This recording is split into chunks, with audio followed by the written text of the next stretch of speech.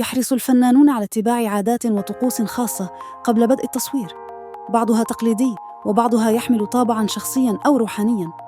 ولكن ما قد لا يعرفه الكثيرون عن الفنان أحمد العوضي هو أنه يمتلك عادة مميزة قبل تصوير مشاهده في المسلسلات، وهي البصق 3 مرات على الناحية اليسرى قبل أن يبدأ التمثيل، خاصة في المشاهد الحاسمة والمهمة. بحسب مصادر مقربة من العوضي، فإن هذه العادة ظهرت بشكل ملحوظ خلال تصوير مسلسله الجديد فهد البطل، المنتظر عرضه في رمضان المقبل. يقال إن العوضي يلتزم بها كنوع من التهيئة النفسية بنظرة إيمانية، لأنه يبصق على الشيطان حتى يدخل في الشخصية، وربما أيضاً كطقس لجلب الحظ الجيد وتجنب أي تعثر أثناء التصوير. علاقة الطقس بالموروث الشعبي: البصق على اليسار 3 مرات عادة قديمة متداولة في بعض الثقافات، وترتبط بمعتقدات عن دفع الحسد أو طرد الطاقة